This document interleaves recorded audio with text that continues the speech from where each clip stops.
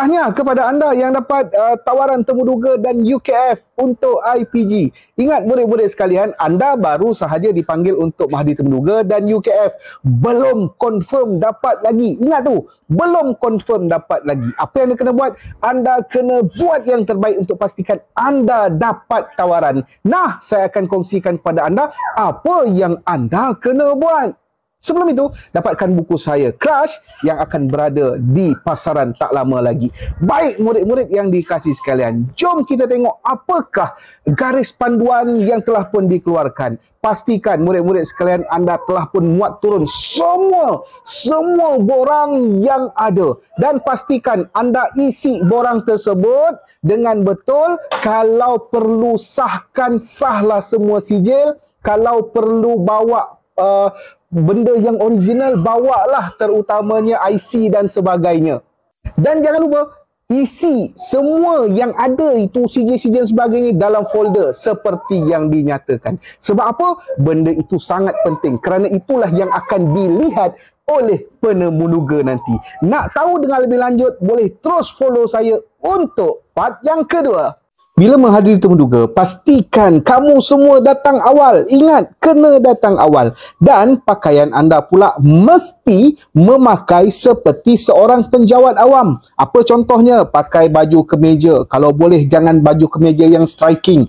Pakai baju kemeja putih ataupun yang warna lembut sahaja. Tali leher jangan lupa. Tali leher jangan lupa. Dan kalau boleh, biar ada name tag. Kalau boleh biar ada name tag. Seluar, pastikan seluar slack berwarna hitam, bukan seluar jean, bukan seluar cerut. Kasut mestilah berstokin dan juga kasut bertutup. Sama juga dengan perempuan pun. Perempuan kena pakai pakaian yang sopan. Kalau pakai baju kurung mestilah lengkap. Kalau pakai kasut mesti kasut yang bertutup. Tak perlu ada heels dan sebagainya. Tapi kalau nak, pastikan anda selesa. Dan yang kedua, anda kena ingat, temuduga ini bukan hanya sekadar temuduga bersemuka. Anda juga akan menghadiri UKF, ujian kecergasan fizikal. Anda kena tengok, anda kumpulan A atau kumpulan B. Sebab kumpulan A dan kumpulan B ini berbeza. Ada yang temuduga bersemuka dulu, ada yang perlu buat UKF dulu. Jadi, kepada anda yang perlu ujian bersemuka dahulu, kenalah pakai pakaian seperti seorang penjawat awam. Kalau yang ambil pendidikan Islam, pastikan pakai songkok. Kalau nak pakai blazer pun boleh, tak ada masalah. Tak ada, belilah dekat bandel, RM30, RM20 boleh dapat. Untuk anda yang kumpulan B, terus pakai baju sukan. Terus pakai baju sukan dan bawa sekali baju-baju seperti penjawat awam itu dan simpanlah dekat mana-mana. Sebab yang saya dimaklumkan, dia memang tidak menyediakan tempat yang khusus untuk tukar baju dan sebagainya.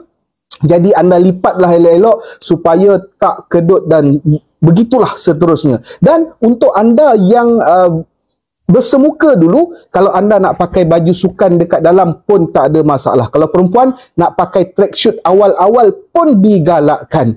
Tapi biarlah baju penjawat awam itu nampak lebih menyerlah lah. Janganlah nanti orang kata apa, kain anda tu senteng sangat sampai nampak seluar tracksuit dan sebagainya. Nanti saya kongsi lagi untuk part 3. Padu. Tip temuduga IPG part 3. Kepada anda yang masih belum follow saya, jangan lupa untuk follow. Kepada anda yang belum dapatkan buku saya Crush, boleh dapatkan di pasaran tak lama lagi. Baik, terus kepada penyataan hasrat. Seperti mana yang anda sedia maklum bahawa anda kena muat turun borang penyataan hasrat dan print. Ingat, dekat sana memang tak ada perkhidmatan print. Anda kena print awal-awal, siapkan awal-awal dan dapatkan pen.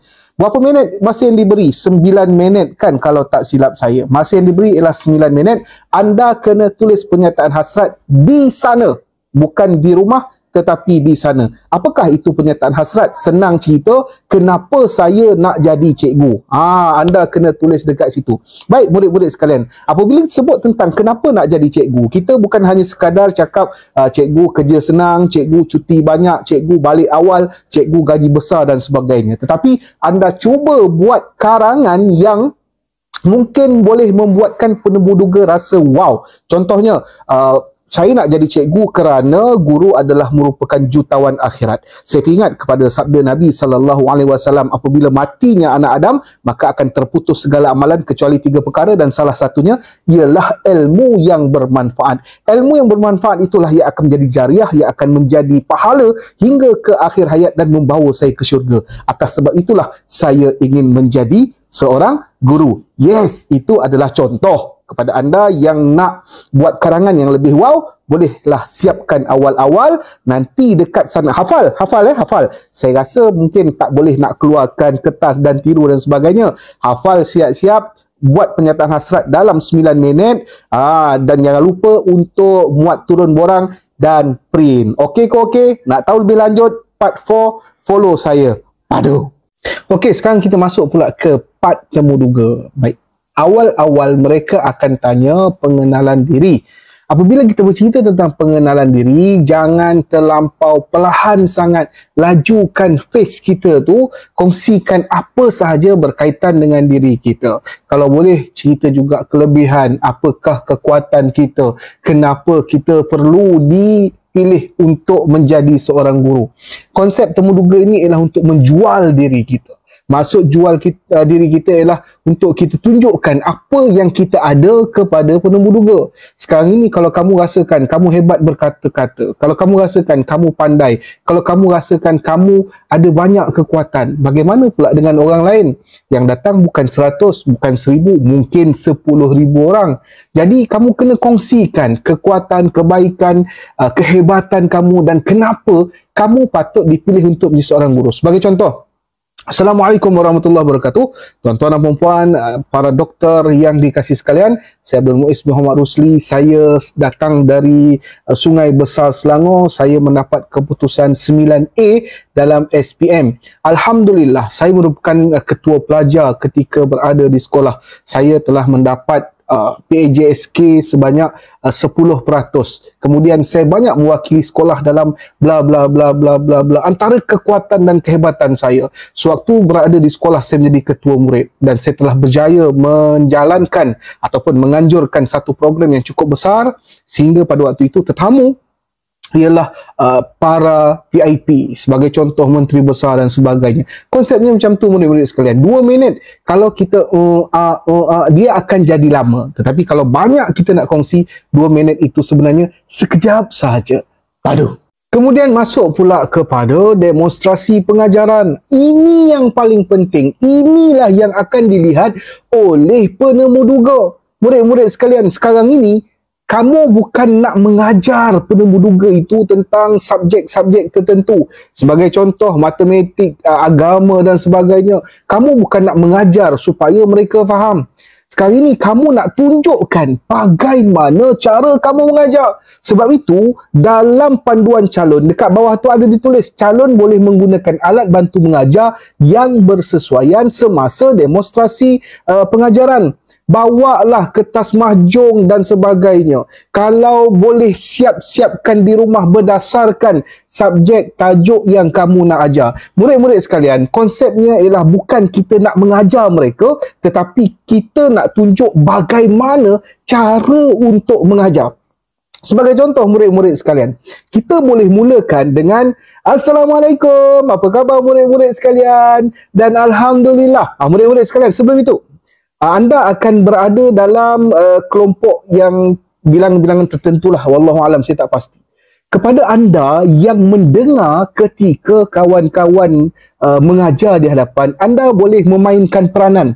Anda boleh mainkan peranan. Sebagai contoh, kalau yang berada di depan, Assalamualaikum murid-murid sekalian, apa khabar? Anda boleh jawab, baik cikgu. Hari ni cikgu nak ajar satu perkara. Apa dia? Tak tahu cikgu.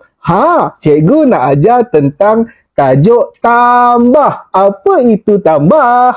Tak tahu cikgu. Yang lain jawab kan. Mainkan peranan. Kita bantu kawan-kawan kita. Bila kita buat pula demonstrasi pengajaran, kawan-kawan lain juga akan bantu kita. Ingat murid-murid sekalian, mereka bukan nak tengok apa ataupun macam mana kamu mengajar mereka. Tetapi yang penting ialah teknik mengajar kamu yang kamu boleh tunjukkan kepada mereka. Sebagai contoh, Katakan, baik murid-murid sekalian, hari ini saya nak kongsikan kepada anda tentang tajuk tambah. Nah, cikgu tunjukkan, inilah kertas ataupun contoh tambah. Apabila 1 campur 1, berapa murid-murid sekalian? Contoh, cikgu ada 1, kemudian cikgu tambah lagi 1. Ada berapa? Jawapannya ada 2. Bagus. Nah, ni cikgu bagi RM1. Silakan ambil, tahniah. Kawan-kawan tepuk. Kita boleh mainkan peranan, kita support kawan-kawan kita. Okey ke okey? Terpulanglah kepada anda, tolong jumpa cikgu-cikgu anda, tanyalah mereka bagaimana cara nak mengajar. Yang penting ialah bagaimana anda nak menarik perhatian penduga. Wow, budak ni aku nak, budak ni aku nak. Konsepnya begitu. Okey ke okey? Padu. Ramai yang bertanya pasal topik pengajaran. Murid-murid sekalian, topik dia tak jadi isu sangat. Sekarang ini kamu bukan nak mengajar penemu duga, tetapi kamu nak tunjukkan bagaimana kamu mengajar. Sebagai contoh, kalau kamu mengajar pendidikan Islam, boleh ajar sirah, boleh ajar rukun Islam, boleh ajar rukun iman.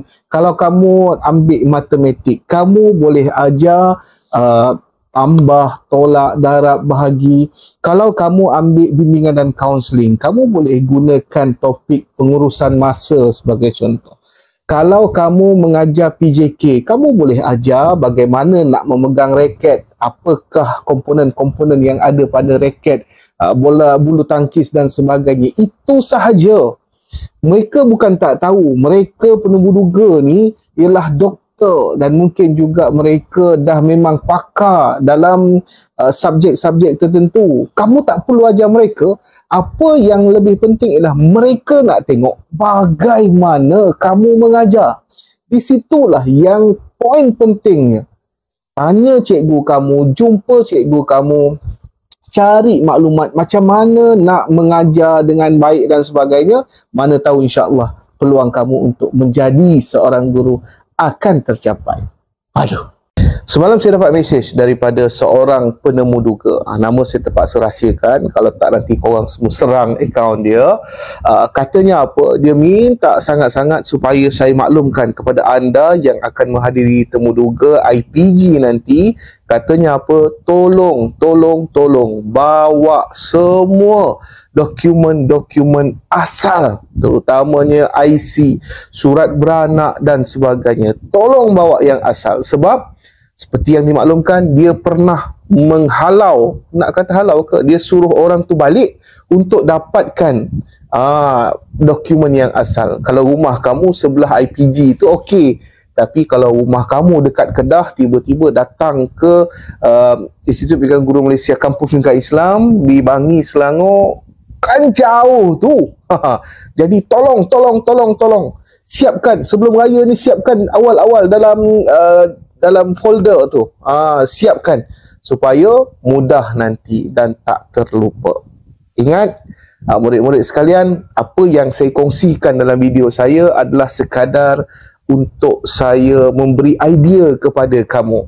Mungkin apa yang saya katakan tu sebahagiannya betul, mungkin ada juga sebahagiannya mungkin kurang tepat. Nak kata salah tu tidak, mungkin kurang tepat ataupun tidak menepati ciri-ciri yang ditetapkan. Tetapi segala rujukan saya adalah berdasarkan panduan yang telah pun dikeluarkan oleh pihak IPG.